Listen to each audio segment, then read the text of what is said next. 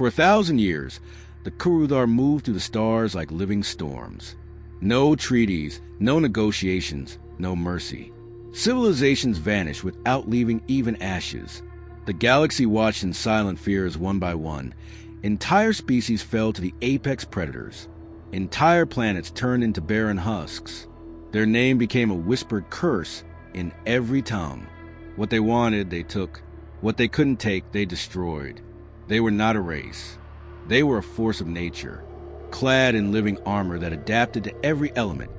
Fueled by a biological intelligence network that required no words, they acted in perfect synchronization. Their weapons weren't machines. They were extensions of their bodies. Claws like obsidian blades, plasma that ignited on thought, and eyes that saw through walls. Each Kuruthar drone was a soldier, scout, and executioner. No fleet could match their speed. No walls could halt their assault. One by one, ancient empires collapsed before them. The Brel Consortium, known for its planetary shields, gone. The Veiled Dominion, once the strongest militarized sector, gone. Even the enigmatic Zavari, who warped dimensions with technology no one understood, vanished in under a cycle. The Kuruthar never stopped. They didn't gloat, didn't conquer for sport. They consumed for function. They were evolution without empathy. The Galactic Union, once confident and proud, became a council of terrified diplomats and broken fleets. Meetings were held in silence. Resolutions were drafted that no one followed. Eyes stared into datapads, pretending order remained, while entire quadrants screamed for aid that never came. Satellites captured the last transmissions of dying planets, voices fading, static swelling, always ending the same: silence and flame. The few survivors that did escape described the terror in fragments. One ambassador, bleeding and burnt, muttered through cracked lips, "They see fear. They feed on it." Another simply stared ahead, unblinking, repeating, "They are already here." Entire species begged for relocation. Some initiated self-exile to frozen voids, hoping to stay hidden. One race launched their sun into supernova, rather than let the Kuruthar take their world. No strategy worked. No defense lasted more than a week. Their hives moved through void space, outpacing even the most advanced tachyon drives. In seconds, they could rip open any atmospheric barrier. Their spires would merge like fungal roots, warping matter around them, terraforming planets into breeding nests within hours. 1 billion drones could spawn in days. Even when slain, their bodies decomposed into toxins, seeding the ground with new growth. Killing them only fed the next wave. The galaxy accepted their fate, not in surrender, but in silence. There was no rebellion left to stage, no hope left to hold. The great empires of history were reduced to myths, and the Kuruthar's shadow stretched unopposed. Fear became a constant hum in the background of existence, and yet something strange had begun to spread. A whisper, a rumor passed from dying fleet to refugee caravan. A single word: humans. No one knew much. They were newcomers to the galactic register. Their planet had barely entered hyperspace travel a century ago. They had no great empire, no ancient artifacts, no advanced neuroweapons. They hadn't signed any major treaties. Most didn't even consider them part of the galactic community. But something was different. The Kuruthar had encountered them, it was said, and for the first time, the predators did not simply win. No confirmed details existed, only anomalies. A predator hive lost contact. Another was found partially destroyed, its terraforming halted, its spire dark. The survivors? None. Kuruthar hives never left survivors, not even of their own. A Union patrol stumbled across the wreckage. Scans were inconclusive. Biomatter fused with synthetic alloys never before cataloged. Energy readings didn't match Kuruthar signatures. The cause? Unknown. When asked, the few surviving diplomats simply said they came from Earth. Earth, a small, temperate planet on the Orion edge. Not a core world, not a military stronghold.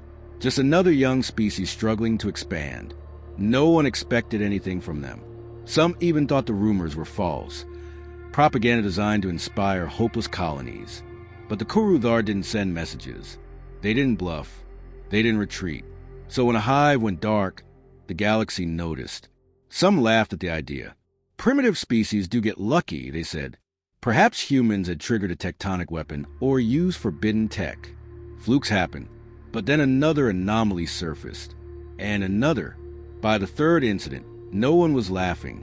Intercepted Kuruthar data, rare, scrambled fragments, showed something else, pattern disruption.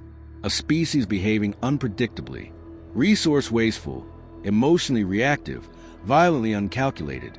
Their tactics lack structure, logic, or mercy. A captured drone's final memory imprint, extracted at immense cost, revealed the last image it processed.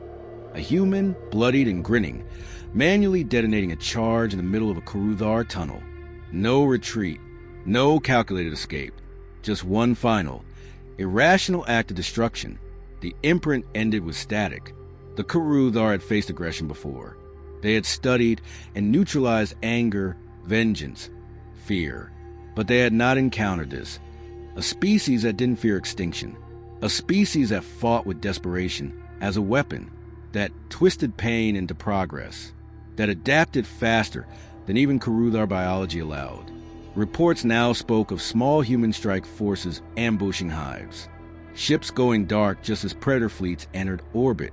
Weapons laced with unstable elements that poisoned Kuruthar spore clouds. Suicide runs launched with no return plan, just maximum damage goals. And more disturbingly, a consistency in these attacks. They weren't isolated acts. They were organized, coordinated, human. Some alien leaders called for investigation, others for alliance, but no contact could be made. The humans weren't responding to messages. They weren't asking for help. They weren't boasting. They were simply fighting. And the Kuruthar, the apex predators of the galaxy, were finally bleeding. The silence that followed was not the same silence the galaxy had grown used to. This silence carried with it a sense of anticipation, a shift. The balance that had tilted for 1,000 years had moved. Even if by an inch, something was coming. Something the Kuruthar didn't expect. Something human. Arcturus 7 was a mining outpost, not a fortress. Just a cluster of steel platforms orbiting a mineral-rich rock. It had no defensive fleet, no planetary shielding. The people stationed there were workers, engineers, and families trying to scrape a living from the asteroid belt.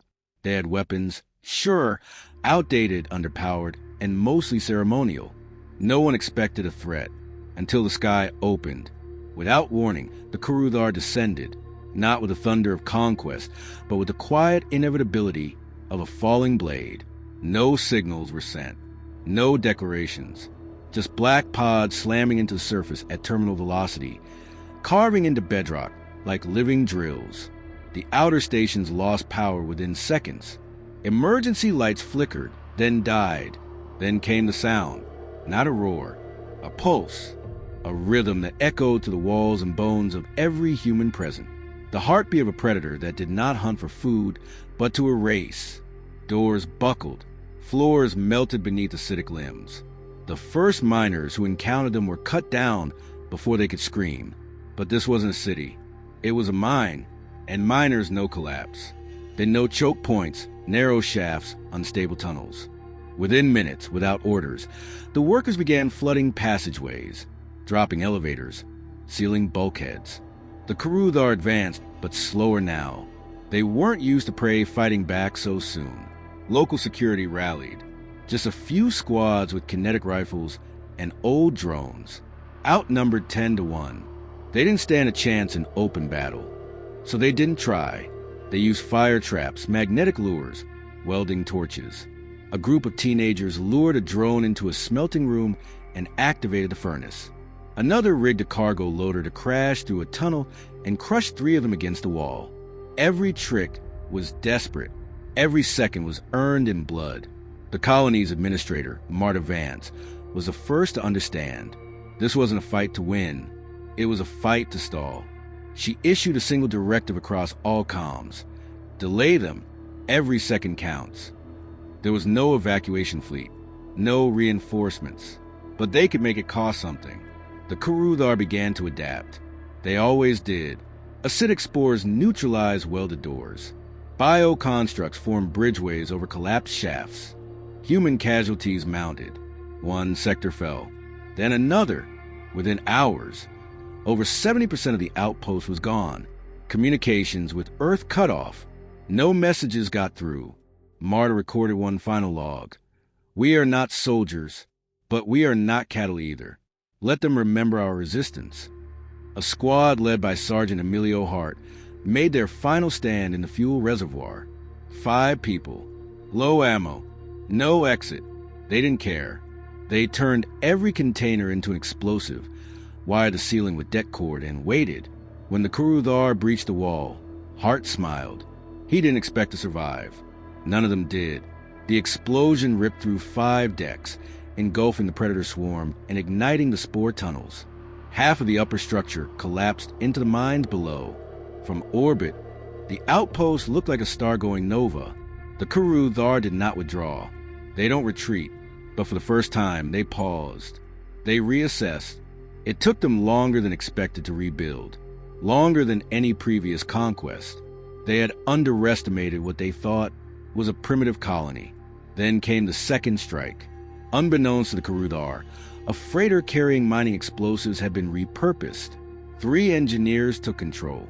No military rank, no special training, just determination and rage. They flew the freighter directly into the center of the Kuruthar orbital hive structure. Not with finesse, not with targeting systems, just raw speed and mass. The collision didn't destroy the entire structure, but it shattered its core. The central node, responsible for coordinating the hive's outer units, was lost. Confusion rippled through the swarm. For the first time in memory, Kuruthar units acted out of sync. That's when the sabotage began. Humans had gone silent. Engineers thought dead, had hidden in waste tunnels, maintenance shafts, and mining ducts. They emerged now like ghosts, carrying out pre-planned strikes. One by one, power cores ruptured. Spore nests ignited.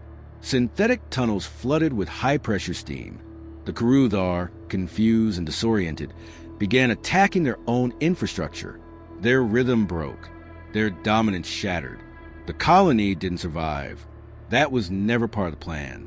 But when Union recon ships arrived weeks later, they found something no one had ever seen before: a crippled Kuruthar hive. Still alive, but dormant. Its spires blackened. Its terraforming halted.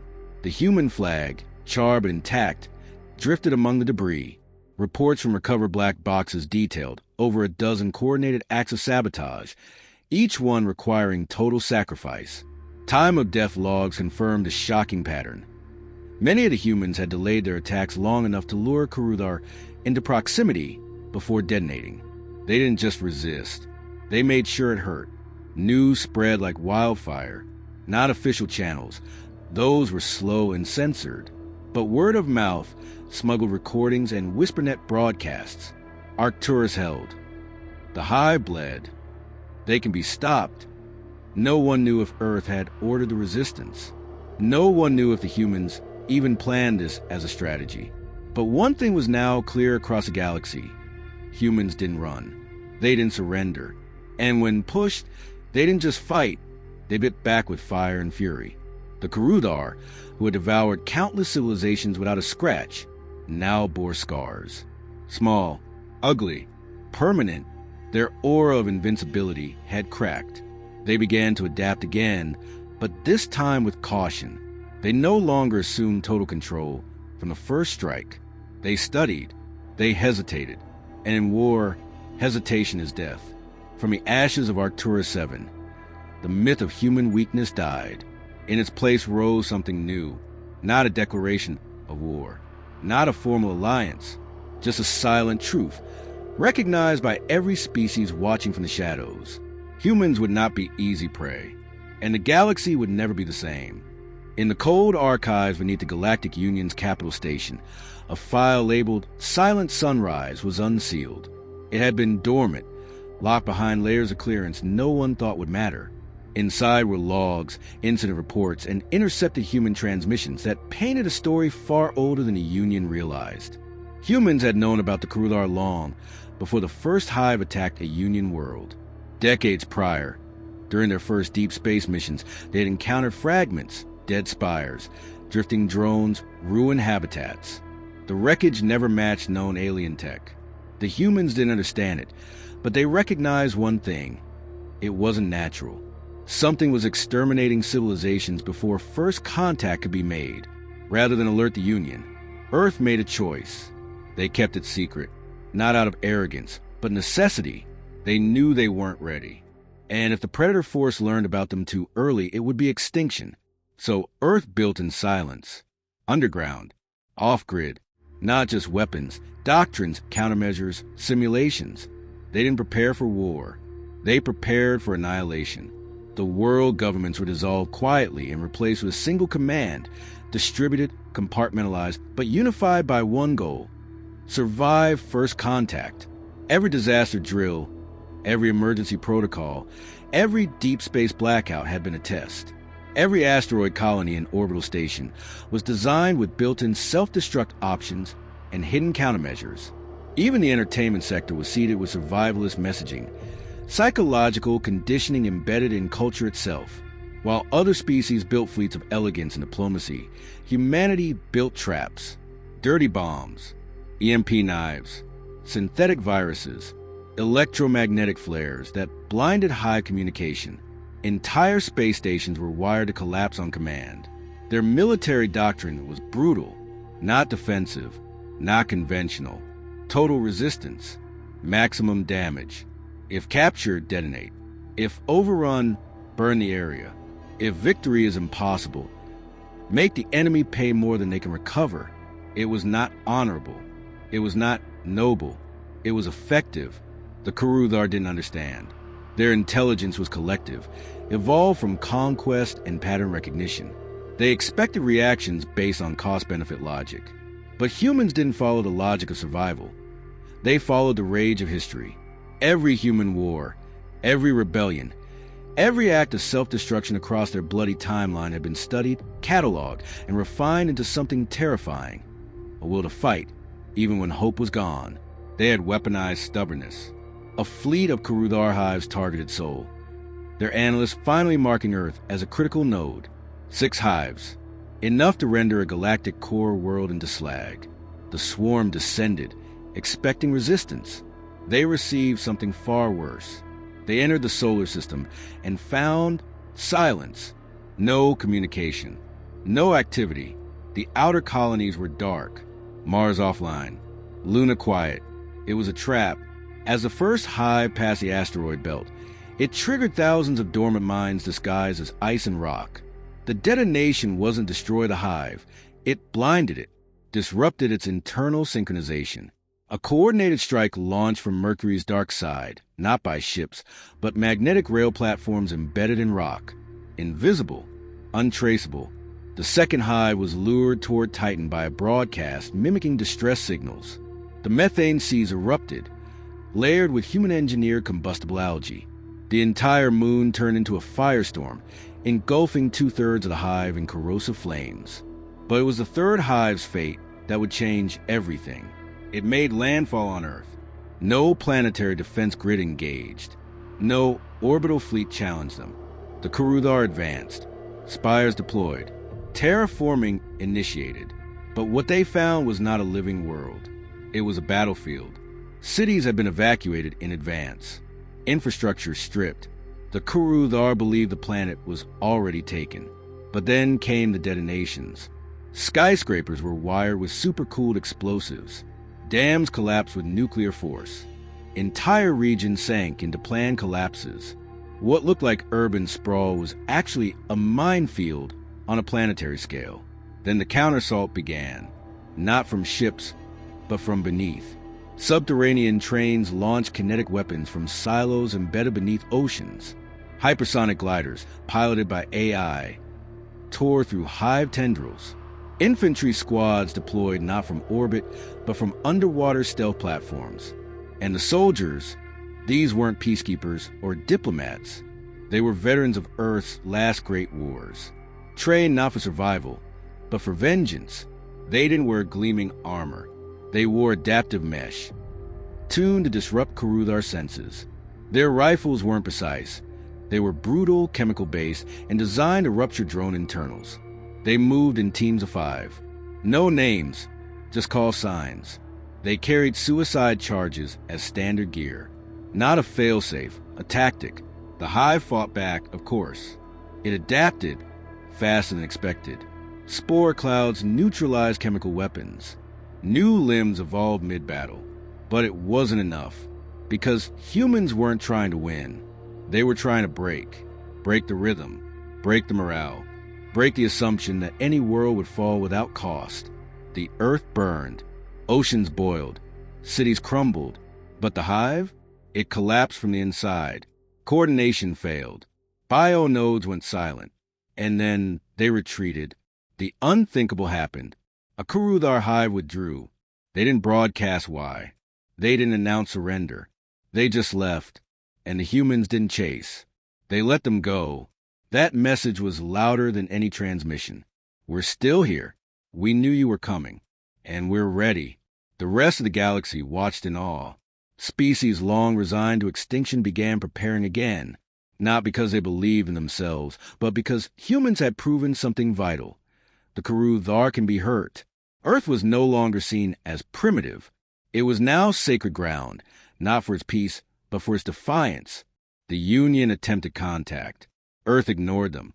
They didn't need approval. They had earned silence. Across the stars, Kuruthar hives began moving slower. Scouts were recalled. Data nodes updated with new caution protocols. Prey had become threat, and humanity, bloodied and scarred, didn't celebrate. They built more, trained harder, dug deeper, because they knew one truth burned into every generation since first contact. This was only the beginning, and the predators were finally afraid.